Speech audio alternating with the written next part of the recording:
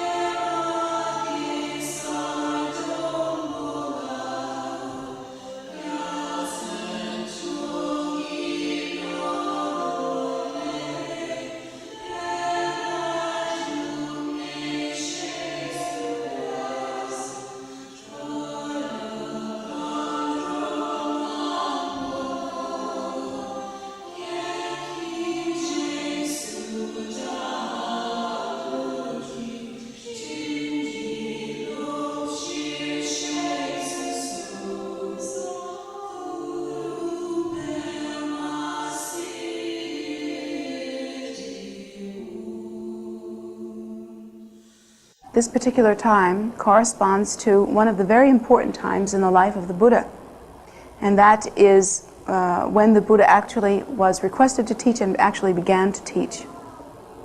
He had already attained enlightenment and sat in samadhi for some extensive time, and then after that time he began to actually teach.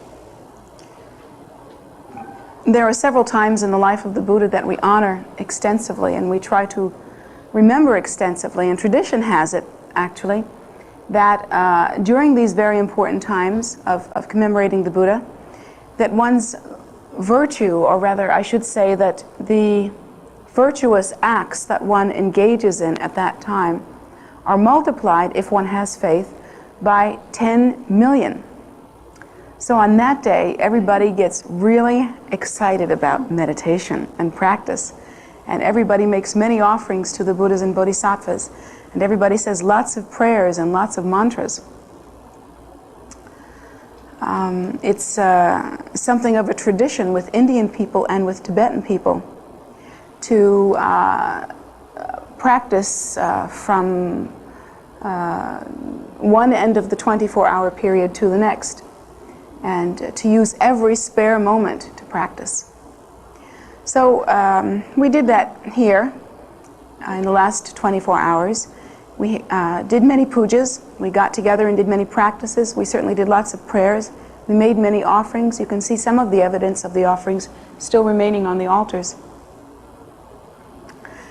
And for us, this kind of time is a little bit like Christmas, except the difference is that we don't give presents to one another so much, or we don't expect to get presents ourselves. The flow is pretty much outgoing in that one gives presents to the Buddhas and Bodhisattvas, and one makes these offerings. Of course, the kids all look forward to the time that we take the presents off of the altar, because a lot of them are candy, and then we get to eat them. But this time is a time of celebration, and it's a time that also has profound meaning for us, because if there is a time that we feel has changed us deeply, if there is a time that we feel has brought us the most benefit of all the times one can name upon the face of the earth, for us at least, the bringing of the Buddha's teaching to the world, and the actual beginning of that teaching is that time. So it's a heartfelt rejoicing. It's one that has some celebration, but it's also that one that has a very personal, weighty, and profound significance. It means, to us, in a sense, it's like our birth, because we feel that in order to practice until one achieves supreme enlightenment, one must have a path that has produced results again and again, a path that is repeatable, a path that is visible, a path that is usable. And we feel that the Dharma is that path. And so for that reason, the path becomes to us like our mother. It gives birth to us. and renews us again and again. And then at the time that we do achieve Buddhahood and are able to truly be of benefit to sentient beings because of that, the path will be thought of as, as our kind mother, as the womb from which we came.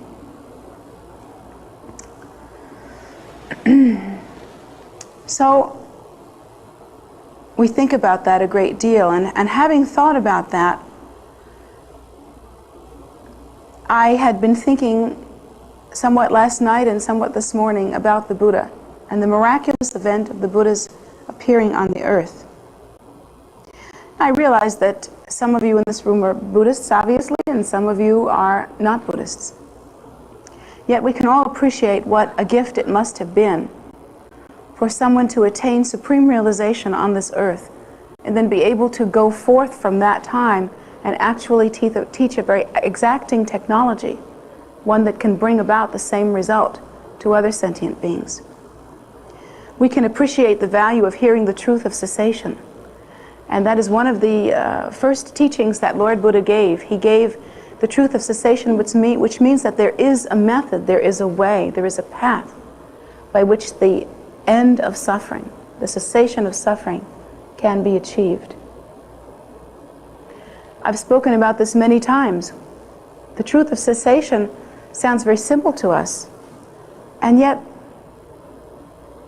you know, if we think about it, it seems very simple. Oh, the Buddha taught us that suffering can end, that there is a state that is the end of suffering. And in one way that sounds very simple. It sounds like a very simple teaching. Yet, as evidenced by our lives, we haven't learned it yet. Not at all, not a bit. Because we don't live in accordance with a method that will bring about the cessation of our suffering. We continue to be involved in activity that produces mixed results. Sometimes we're nice to people, sometimes we're not. Sometimes we're generous, sometimes we're selfish. Sometimes we're self-absorbed, sometimes we are caring about others. And for different people, the balance is much different. There are many people who have not had a selfless thought ever in their lives. They simply have not come to that point. And there are many people that have many selfless thoughts and are very generous, and yet have that perpetual human swing back and forth that we all are involved with. And of course, that was another one of the Buddha's very important teachings. The Buddha taught us that there are many forms of suffering. One is the suffering of suffering, that is to say, the suffering of suffering that is obvious, that one actually obviously suffers from. But there is also the suffering of change. And the suffering of change actually applies to the fact that human joy, or joy that any sentient being can feel, happiness, relief that any sentient being can feel, even the temporary happiness that we have when we're really in a good mood, or we're really feeling blissful, or we're really in love, or we really have a new dress, or something like that, or we really have a new car. The Buddha teaches us that in fact these joys ultimately are also a form of suffering associated with cyclic existence, simply because there is associated with them the absolute law of change. Whatever this particular thing is that we are particularly happy about, we are constantly involved in impermanence, constantly involved in change. And so if we have a new dress either wears out, gets old, gets stained, gets too big, or gets too small. If we have a new car will rust away eventually. If we have a new marriage, well, you've seen the statistics, you know what happens to that. And even within a happy marriage, there are many changes that occur that do not provide a consistency of pure joy. I'm sure most of you know that. We all have our moments. So, and the Buddha also taught that there is another suffering, and that suffering has to do with the inevitability of forming in some way, the suffering of formation, the inevitability that one will take form in cyclic existence so long as one is involved in cyclic existence. That much is inevitable. We cannot escape that. even if we do not wish to be a human at this time, and I can't imagine why we wouldn't want a full human rebirth, but if we did not at this time, where we form, there will still be a continuum. You cannot discontinue the continuum, except of cessation, except through the reality of the cessation of suffering in all forms. And that cessation, of course, is supreme. Now, in this day and age, this subject can be extremely confusing, extremely confusing. In that, well, I'll give you an example. I've had many opportunities to speak to Tibetan Lamas. It's my karma that when they come here, we have lots of wonderful talks around the kitchen table, the kitchen sink relationships. And it's interesting to hear their perspective on American culture when they first came to this country. Many of them did not want to come here because they felt that there was too much stimulation in this country, too much confusion. One of my teachers in particular was commanded actually by His Holiness the Dalai Lama to come here to this country and teach and stay here. The only Americans he had ever seen were the Americans in Nepal. I'm aware of what that experience is like. It can be interesting. One of the most interesting things about it is that in India and Nepal, one sees a great deal of Indian and Nepal people. They're generally Nepalese people. They are generally small in stature. They have, many of them have toasty, kind of buttery colored skin. It's even, it's beautiful, it's usually blemish-free. They have hair that matches it. It goes with the color. Unlike us, we have many different combinations that we seem to have come up with. And they generally are spare. You know, they don't have a lot of edema. Do you notice how much edema Americans have? Of course you don't notice that until you go to a different country where it's not there. We are bloated. We are all bloated. It seems to be the case. Even those of us that are not you know, too fat or anything. There's a difference in quality. Very, very different. It's odd. They are quick moving, they are agile, they have a certain presentation or a certain quality. And he would go to different places in India where Americans would gather, or different places in Nepal, and he would see groups of them. And to his eye, after seeing Indian and Nepalese and Tibetan people all of his life, they looked very big. They looked very round. They're, generally speaking, much bigger and much fatter than the people that they are used to seeing. They looked like they were blown up. He really had the expression, he had the feeling that they had drunk too much water or something, and it just hadn't come out yet. He said they have hair all over their bodies. Amazing, thick, bristly hair in places that you cannot believe. And he said that many of them, they have red on their skin. They have little red on their nose. They have the red blotches all over their body. The ones that are fair have red hair and places on them that match it. It's just, to them, it's completely obvious, completely ridiculous. And he thought that these people must be like, kind of like deformed or something. Just awful. They look terrible to him. And you know, I thought, when I first heard that story, I thought that was a very weird story, and it was very hard for me to listen to, being American myself, and a little bloated.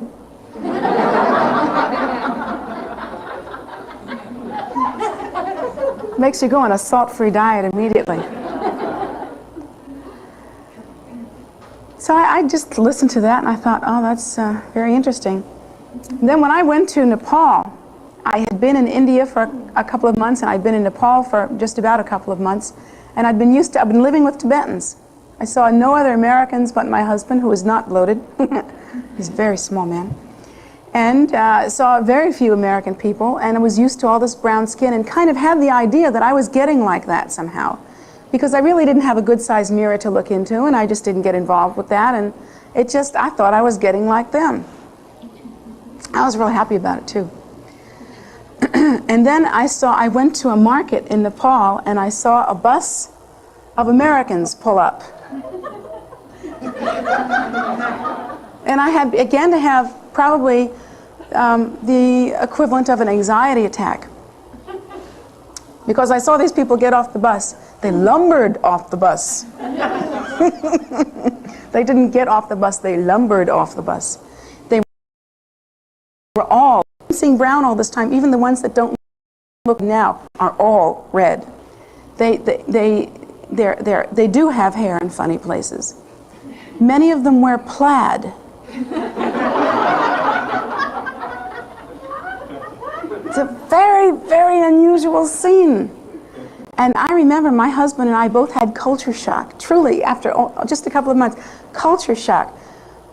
Our jaws dropped. We looked at them, and we looked at each other and said, "Do we look like that?" And I had heard rumors that when you come back to America, you will feel strange. And I did, in fact, feel strange for some time. Now I'm used to us again, and I'm used to me. I have a very large mirror in my bathroom, and it's all what it is, what to do.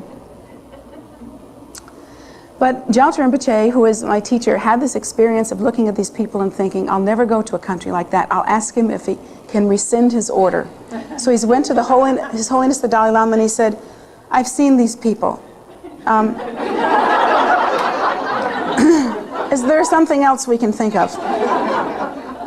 And His Holiness the Dalai Lama gave him that look that said, must I ask you twice? And Rinpoche went, so he's here.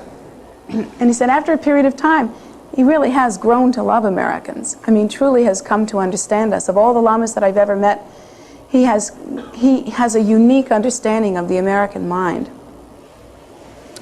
But he and other lamas like him, to get off the funny part of the story, forgive me, but I do like to get involved in humor, had the experience of coming here to this country and being completely overwhelmed at the many different choices a person has spiritually, at the many different choices a person has materially.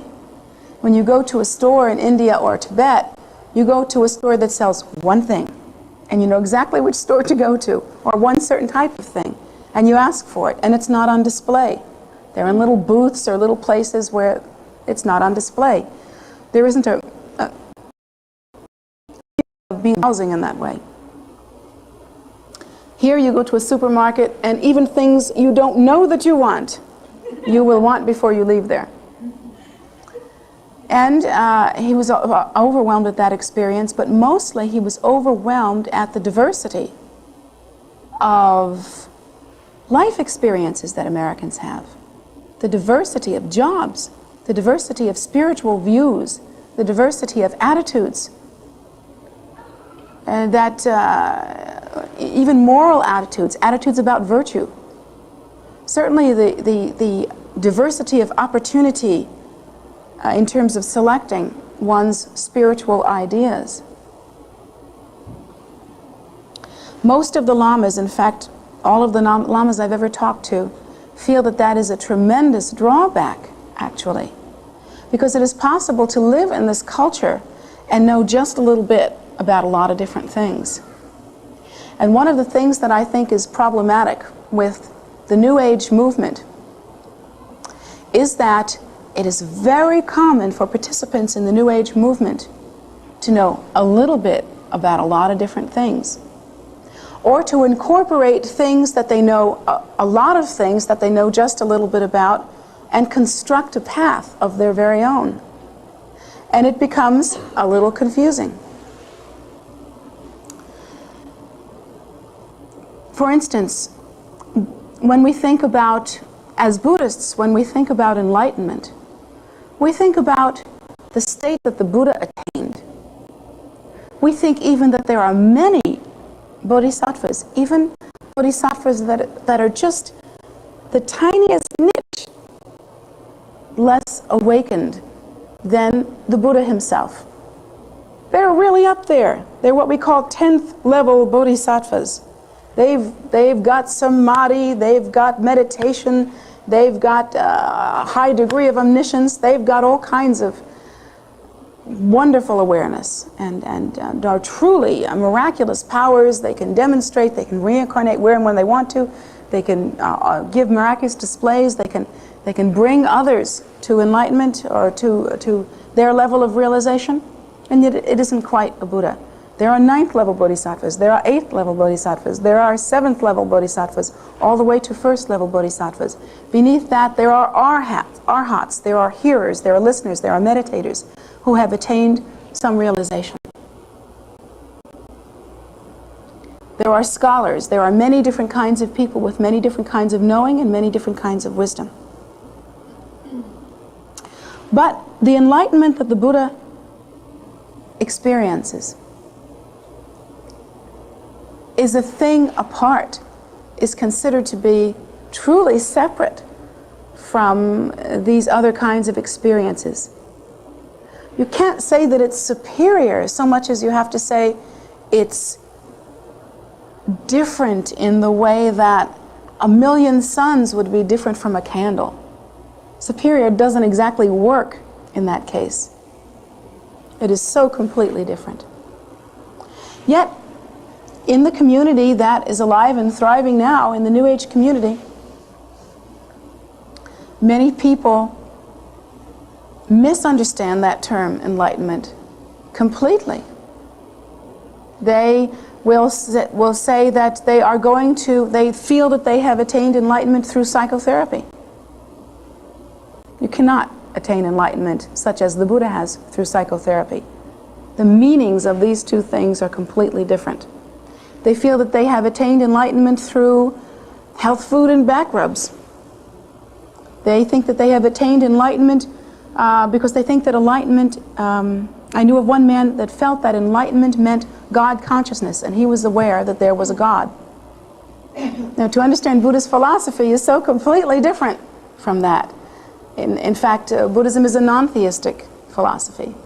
One realizes the primordial wisdom state. One does not realize the revelation of an external deity. So it's completely different, you see. And then many people, will say I've been involved in spirituality for a great many years, and I have attained a great deal of enlightenment. So the word is really thrown around, not so differently from the way the word love is thrown around nowadays. You know, everybody loves everybody and nobody's really willing to lay it on the line. It's kind of like that. Even as a Buddhist, within the Buddhist system, if one does not have a pristine understanding of the primordial wisdom state, if one does not have a pristine understanding of Dzogchen teachings, which are the great completion teachings, the great perfection teachings, one can still mistake, even as a Buddhist, the Buddha's state of enlightenment. There are many intermediate states that one can experience, and the Buddha was not satisfied with any of them.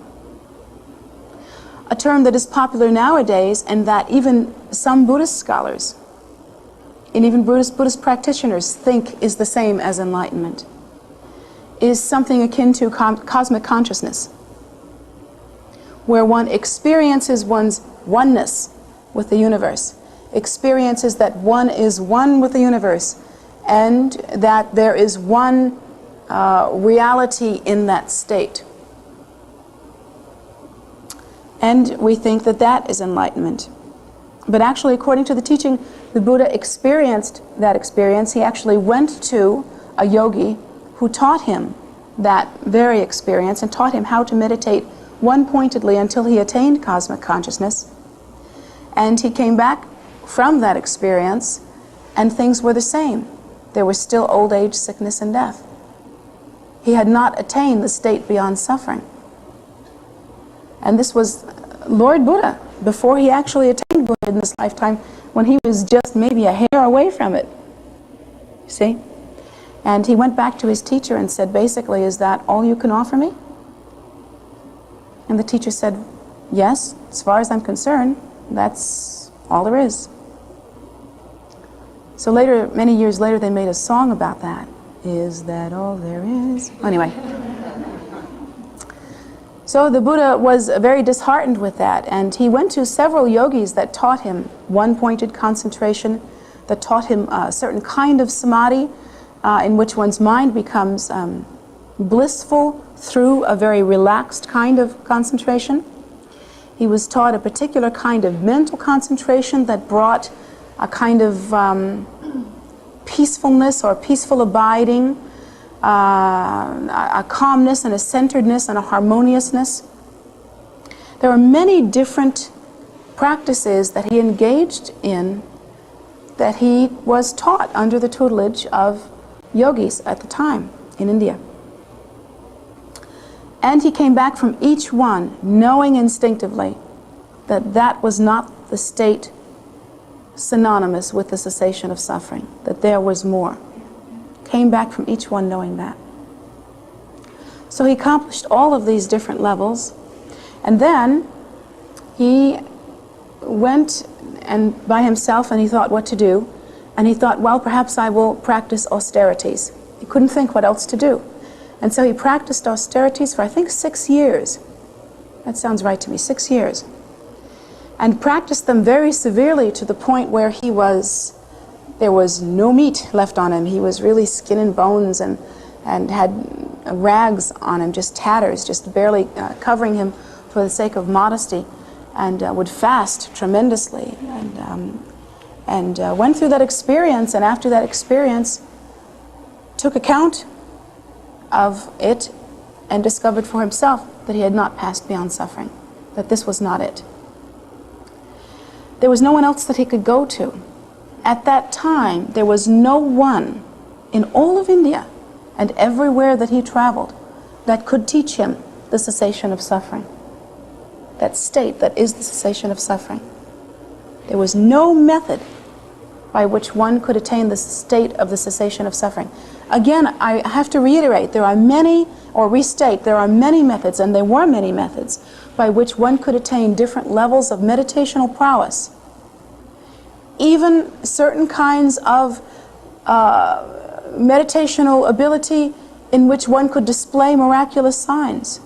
These yogis could display miraculous signs. I mean, signs that are quite remarkable to look at, such as levitation, such as changing one's body, such as moving phenomena around in a way that is inexplicable. And so he practiced in that way, practiced all of those things and found that it wasn't enough. He practiced austerities and found that that was not enough, and there was nothing left. There was no one left that he could go to. So he decided that he would go and sit under a tree, and he would sit under that tree until he attained enlightenment. And he wasn't going to move until he attained enlightenment. At that time, obviously, the tremendous virtue of all of his sincere practice, as well as the pristine clarity and tremendous value of his realization to that point,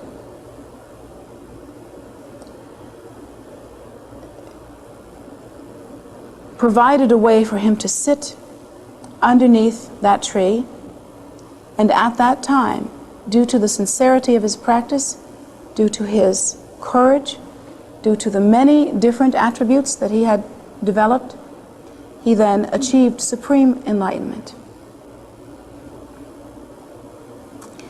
Now, we here in America have difficulty coping with this. We haven't really even seen too many miraculous abilities. Really, we have seen so little of that kind of thing that if we saw one of those yogis that taught the Buddha walk in here and maybe raise the dead, any of you dead? Well, we'll have to change that. Okay, heal the sick, I don't know, turn silk flowers into real flowers, make gold dust appear from the air, turn our skin brown.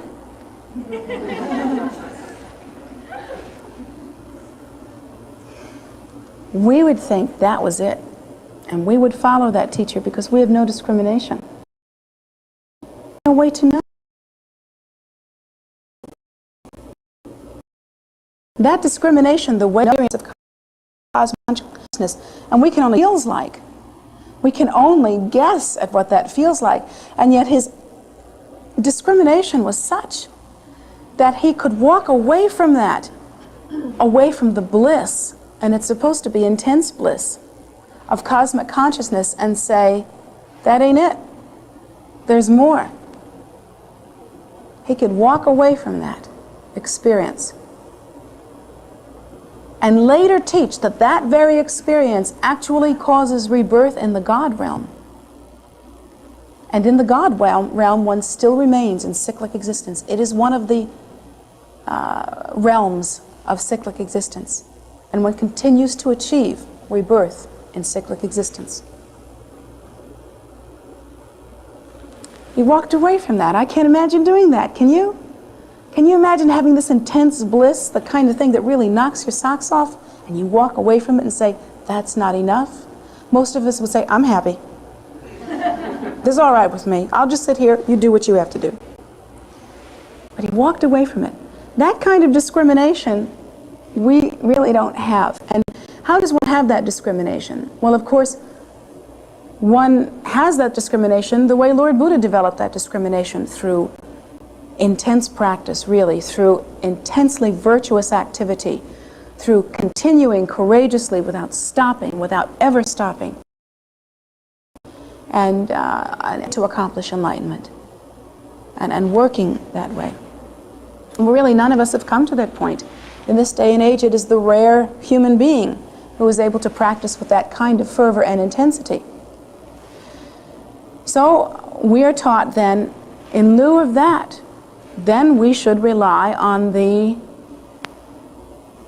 information that we have from, the path that we receive from, and the example that we learn from one who has developed that discrimination. So we learn to rely on the Buddha until we come to the point where our discrimination has increased or has developed in such a way that we too can walk away from cosmic consciousness. We're still having trouble walking away from psychological insight. Yeah, it's true. We're happy with that. When we have a good day, we think it's great. We still have trouble walking away from a good meditation. The Buddha teaches us not to be into self-cherishing. The Buddha teaches us not to be into grasping. And the moment we have a good meditation with any kind of thing that's even close to any kind of blissfulness, or any kind of highness, or any kind of not badness, we cling to this meditation like it's a lifeboat, and we hold on to it because it's mine, and I have it, and I did it. Once I had a good one. And we cling to that, even though the Buddha tells us clearly that that self-cherishing will only increase our desire, increase our affliction with samsara. It'll only increase our ego. So we take great pride in ourselves, and we do exactly what the Buddha taught us not to do. How like us? We have trouble walking away from leaders who teach us that the point is simply to have ordinary human happiness. We have trouble walking away from experiences that give us temporary gratification. We have trouble even truly 100% choosing a spiritual life. We keep going back into the kinds of temporary gratification that are always impermanent and never last, and have not, after aeons of revolution in cyclic existence, till this moment, and I'm talking aeons, long time, have not ever, so far, ever made us lastingly happy. And even when the track record is absolutely zero, we still do not have the discrimination to walk away. How is that possible? That we have this unbelievable lack of discrimination, and yet the Buddha himself was able to walk away from states of bliss that are as yet unimaginable to us. We Americans do have a particularly difficult problem. We're too smart. My root guru, His Holiness Pema Nobu Rinpoche, who was the head of this lineage, was once with me. We were driving in a car, and we told him about something that we saw on a television show. It was, I think it was A Current Affair, that show that comes on in the evenings. And on that show, there was once a segment about people that live in the Appalachian Mountains, and they're snake dancers. They're Christians, and they're snake dancers. They hold poisonous snakes, and in their rapture, in their Christian rapture, and believing in God and having absolute faith in God, based on Bible scripture that says, I think you'll walk with snakes and the snakes won't bite you if you believe, and something like that. I really am not the one to quote Christian Bible scriptures.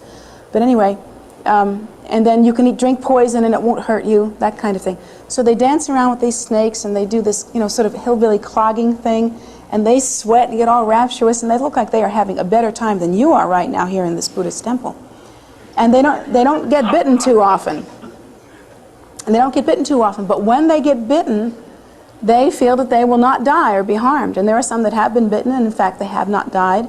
They have gotten sick perhaps, but they have not died. And there are others that drink liquid strychnine. I mean, you really saw it, and they really tested what they were drinking. They drink strychnine, and they sweat and look gray for a while, but they don't die. You and I would probably die. But because of their faith, they are able to do these things, and it's quite miraculous. I think that they only had one death in so many years, and it was a younger person probably who had not really had the ability to be integrated into this experience. And I asked His Holiness about that. I said, well, these people aren't Buddhist. What do you say about that? This is, I think, miraculous. I think it's pretty amazing. And he said, basically, there are three kinds of positions that spiritual people can be in. They can be, and these people were not educated at all. They really, you could tell from their language, and they admitted to not being educated at all. But they knew their Bible backwards and frontwards, and they accepted it completely verbatim on faith.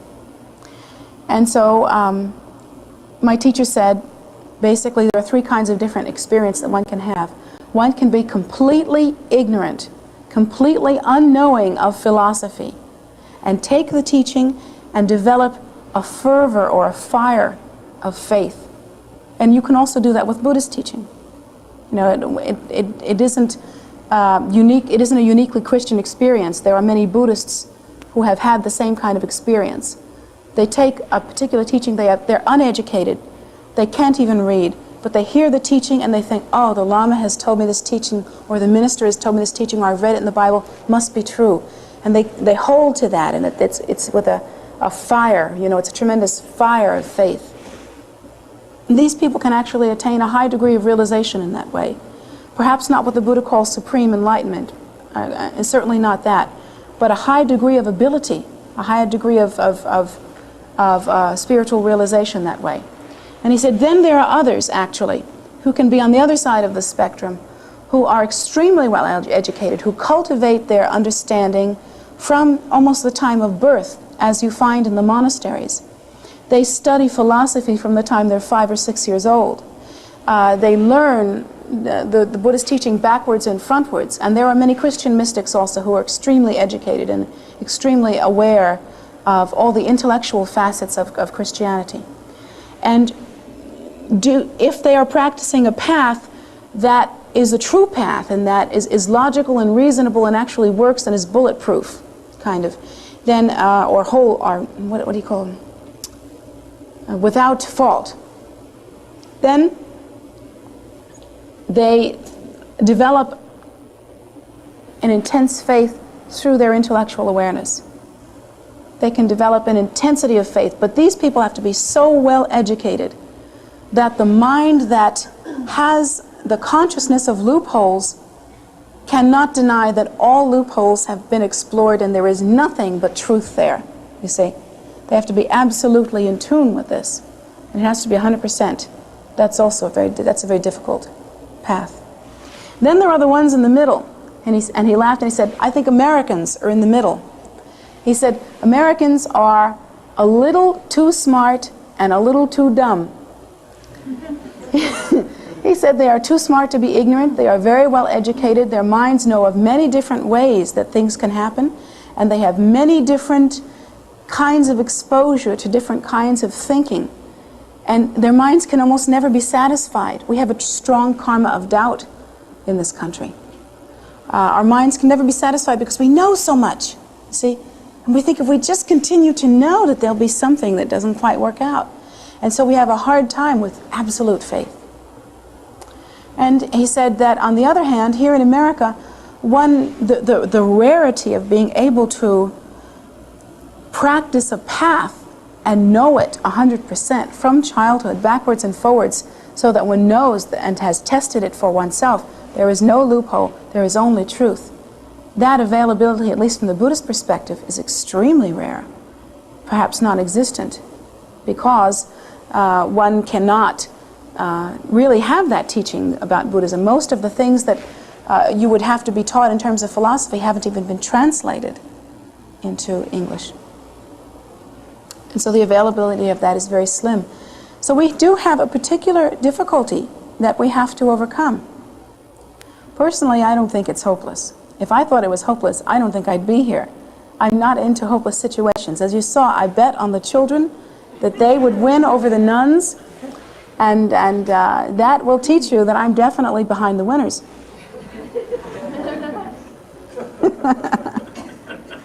They're going to throw eggs at me, you watch. You have to edit this part out.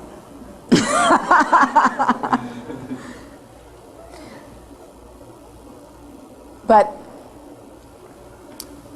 I feel that the situation is not hopeless.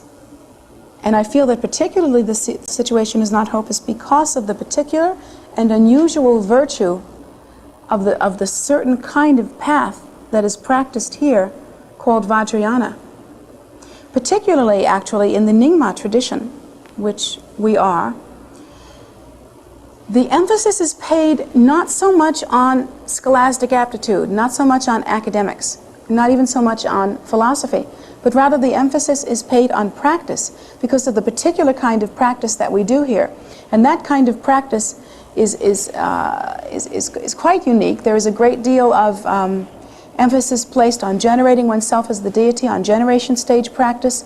There are many different levels of practice from the accumulations of 5 different things 100,000 times each, 5 different kinds of mantras and other different things 100,000 times each, called preliminary practice, through the Tsalung practice, which is after preliminary practice in our lineage.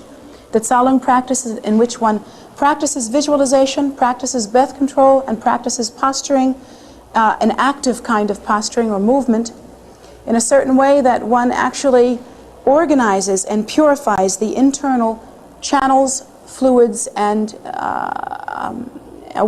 winds, fluids, and channels within the system until one's mind becomes extremely pure. And then the intermediate practice all the way into, which includes generation stage practice all the way into Dzogchen practice, which is the perfection or completion stage practice. The technology is so exacting. The practice is so laid out in an exacting way, so meaty, that one can actually, and it is a technology, you see, it is in the same way that you can talk about repairing your car, but one must develop the technology for mechanics. You know, one has to know how to do that. The actual mechanics are there. The actual technology for bringing about that which is consistent with enlightenment is there. And so I feel that Vajrayana, and it has been predicted by others much greater than me, including Guru Rinpoche himself, that Vajrayana would serve in this time, in this day, when the Dharma is spread out. It would serve in this time, in this day, during the time that is called Kali Yuga. This is the age of Kali Yuga, or the age of disintegration. And that Vajrayana is particular and uniquely able to be of benefit at that time. I guess the question that we have now is not whether or not we can practice. You're here, you can practice. But do we have the discrimination to leave aside the things that are temporary gratification, that are selfish absorption, to leave aside the things that do not bring about happiness? Do we have the discrimination to be able to distinguish between a very ordinary accomplishment and a supreme accomplishment? And more than that, do we have the ability to distinguish, as the Buddha did, between the many different meditational states and the intensity of their feeling, between that and supreme enlightenment? If there was no one at the Buddha's time who could teach that to him, then we have to assume there's no one here that can teach that to us other than the Buddha himself, since he is the one that brought to the earth the truth of cessation. I've never liked it when someone stands up and says, this is the only way. I will not say that this is the only way. I have not enough knowledge to say this is the only way, because I have not tried all the other ways and found that they have failed me. But I do know that there is a difference between supreme realization and the things that Americans find themselves pursuing. Not only Americans, this is not unique to this country, the things that ordinary sentient beings find themselves pursuing. There is a difference. I know that much. And I know as well that since the likelihood that I will find a civilized living Buddha other than Lord Buddha himself and his teachings to give me the big zap or help me to be able to attain supreme realization here on the spot, since there's a good chance that I won't be able to do that, it seems to me the logical thing to do is to follow the Buddha's teaching, a path that is there, unchanging. The technology is there. It is without flaw. It's workable. It's available. And it comes from the mind of a Buddha who attained Buddhahood through that method. So that seems to be reasonable and logical to do. I can only say of this teaching that it is a way. That's all. A way. That's all I'll say about it. I will not say it is the way. I will say it is a way. As far as I'm concerned, and this is what made me really decide, two things, first of all. Two things made me decide that the Buddha's teaching was absolutely for me. That it is a way, and that I know I must cross this ocean of cyclic existence, because there must be a cessation to suffering. And I wish to attain it for myself, but also and especially for all sentient beings, because I think they have suffered enough. And if I must cross this ocean of cyclic existence, and there are different boats that I can travel in, I'm going to look for the one without holes. So that's what I'm looking for. The other reason is that of all the religions that I have ever seen, this is the one most concerned with the welfare of sentient beings. Most practice solely to benefit other sentient beings. That is the Buddha's basic teaching. We are taught not to practice for our own sake, but because all the sentient beings who in all our many lifetimes have been our mothers, and all the sentient beings that we never see and never touch, they are all revolving helplessly in cyclic existence with no way to achieve the cessation of suffering. And for their sake we should practice. In other words, the Buddha teaches us to practice for the sake of love. And that was the other reason why I chose this teaching, and why I value that the Buddha came to the earth to teach this teaching. It is of all the things I have ever seen about love. And that's important to me. So, Then I'm sharing with you my stories and my methods, and we laughed a little bit today, but I hope you learned something about discrimination. And I hope you can walk away with that and use it within the context of the rest of your life. If you don't use it, it's not so helpful. If you do use it, then we've accomplished something.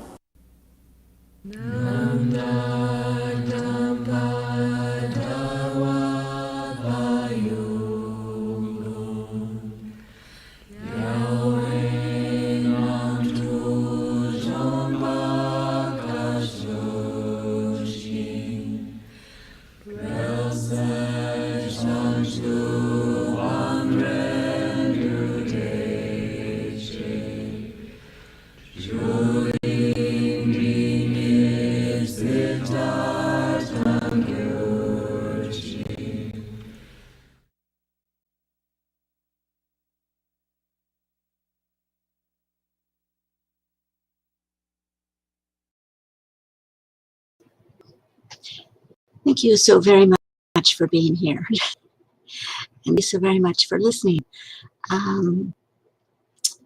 We do show these teachings well, every Sunday at 1 p.m. and then sometimes on Wednesdays, on the 2nd and the 5th Wednesday night at 7:30, all on YouTube. And they are from Jetsunma's teachings over the years, so they are pre-recorded and they're also available on YouTube. And we're so glad that you could listen to them. I find them useful every single time I hear them. So it's wonderful to have you share them with us. We also have live teachings from Khenpo Tenzin Karzai, our resident Khenpo, Khenpo being like a PhD in Buddhist studies, and he's here at KPC. He teaches the 1st, 3rd, and 4th Wednesday nights.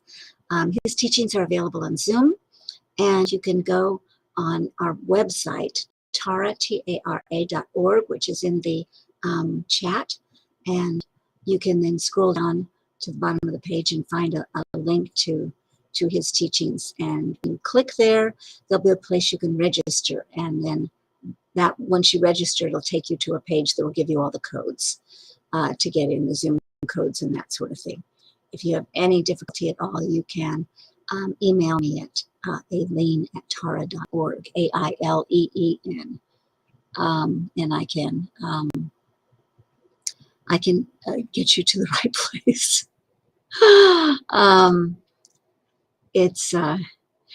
We've expanded to so many different activities that we're working to try to simplify our website's navigation, because it's a little bit, well, there's just a lot going on. I guess that's all I can say. We offer meditation here at KPC in person and on YouTube, and that's Saturdays and Sundays at 10 a.m. So join us here at the temple in Maryland, and we'd love to see you. We'd love to see you anyway. You can always come. We're open daily. The inside temple, the prayer room, is open 8 a.m. to 8 p.m. And outside, the grounds are open dawn to dusk.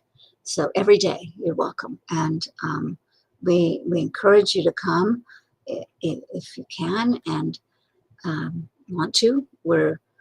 We've got lots to see and do, but also a lot of wonderful meditational and peaceful spaces to enjoy and to enhance your meditation. So all of that being good.